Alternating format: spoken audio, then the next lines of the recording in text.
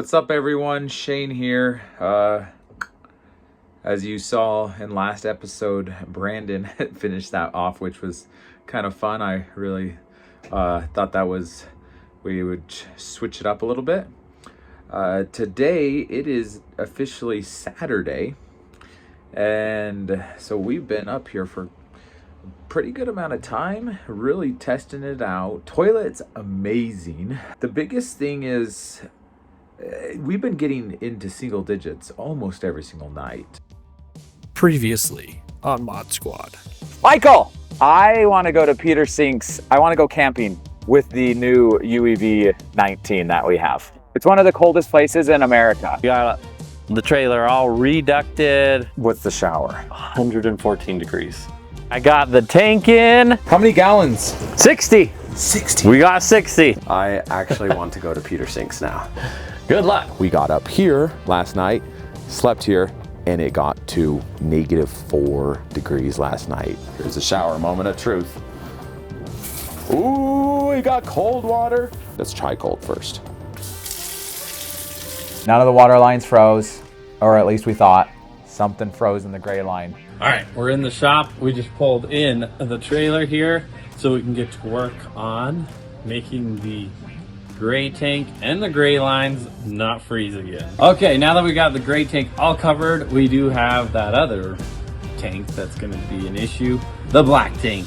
Unfortunately, our toilet adventures are over. Let's get it installed so we can go out and test it again. All right, we're working on getting everything prepped to install the Cinderella toilet. Well, first we need an intake. Has an intake, has an outtake, has gas, has electrical. And so first we need to clear the space for the intake, which comes from underneath the trailer, which right now, this black tank that we talked about is right in the way. So we need to completely remove this little black tank. It's super small anyways. All right, it is done. It took a day. This is the Cinderella Travel. Probably one of the first installed, like, ever. Okay, move out of my way. I want to give it a trial run. It's all yours. Thank you. Enjoy.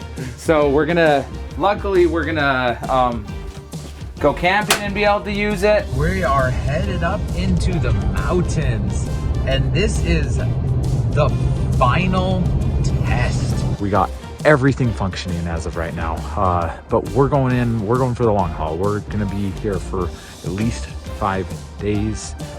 I just went to the bathroom and it's now currently incinerating my crap. I can't smell a thing.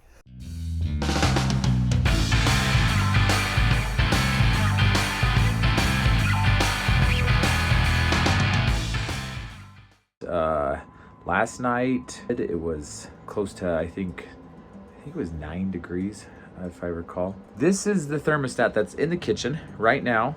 Outside, it's below freezing. The temperatures, I don't know if you can see that. It's kind of glaring, but it says it's 76 degrees right now inside the trailer, so it's comfortable. Over the last 24 hours or so, it's gotten up to 77 degrees. So during the day, even though it's in the 20s, or low 30s, the temperature gets up into the 70s comfortably. Last night, in the middle of the night, when it got into single digits, at one point in the middle of the night, it drops down to 62 degrees in here. Now, I will tell you, this is me. I've been running the furnace around 72 to 73 degrees, and it just runs very continually. During the day, it turns on, it turns off, and I think just the heat from the sun coming through the trailer, it just kind of warms it up in here.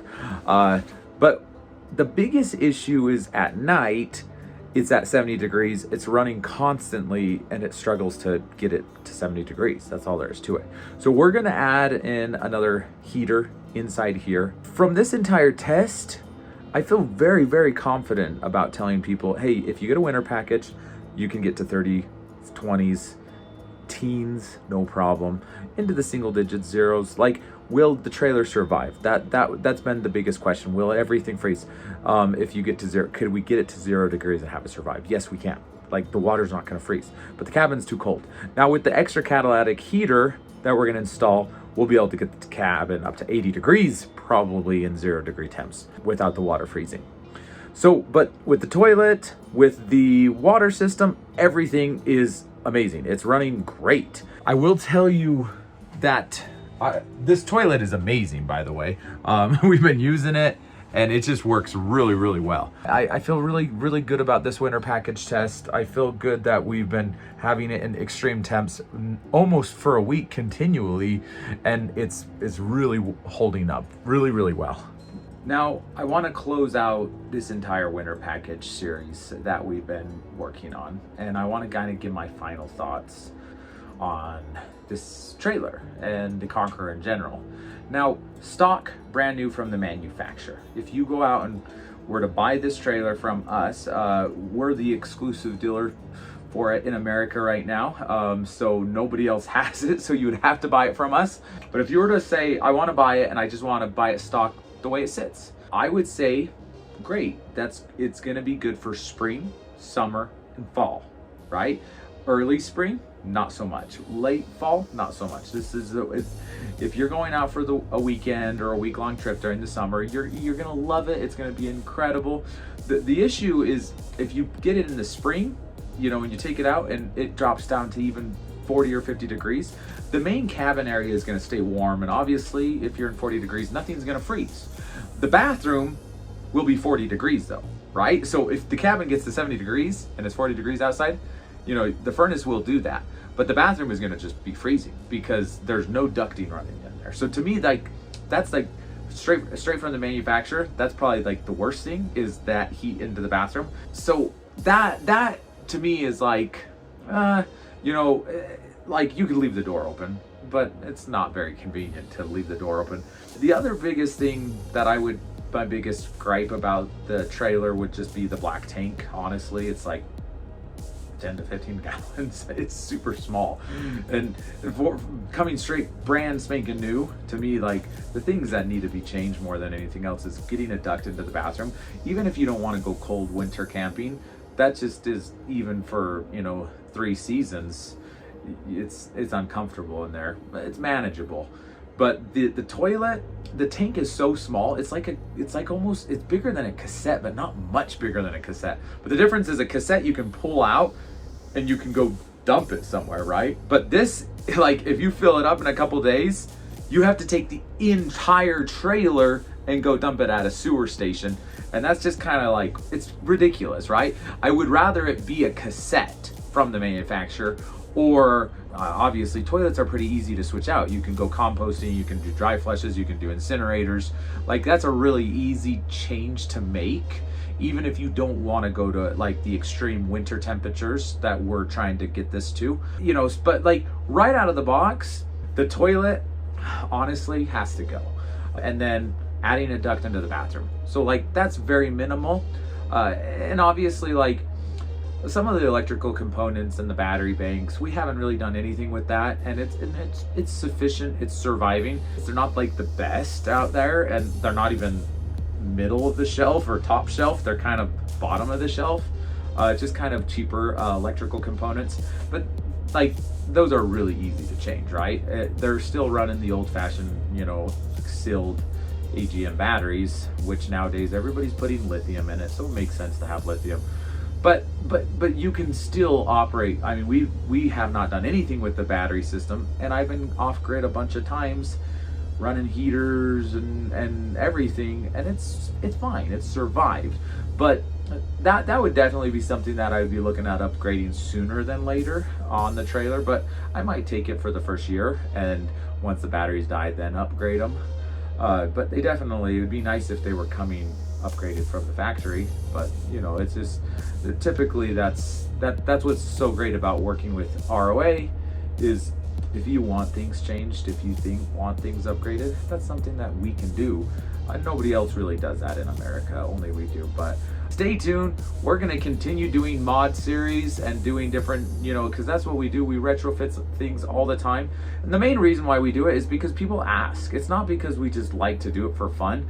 Like, people legitimately ask us, can you change this and this? And we realize that there's a huge place in the market where people, like a lot of dealers don't do anything, right? They just kind of like say, take it as is.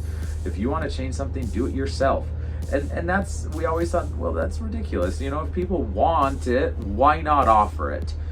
So that's the whole reason why we do this. But so stay tuned for more. But as far as the winter package goes, we're calling it a wrap. I really want to say we're gonna guarantee it to 10 degrees, 0 degrees. And it's not that we've seen it in 4 degrees below zero and the water lines did not freeze, but the cabin itself is not getting to temp like it should, right? So it doesn't make sense for us to advertise or tell people you can get to 0 degrees, because if you can't have the cabin warm without the heater running 24/7, that's not acceptable, right? And it has a 20,000 BTU furnace in it. And that's another thing, is if you're buying the stock from the factory and you're getting the stock heater in it, you know, like you plummet into spring, you know, summer and fall, that stock heater is going to be fine to keep the whole thing warm. But if you're really getting down into below 30, there's just no way it's going to maintain the heat in this trailer with a 14,000 BTU furnace, which is what's stock, right?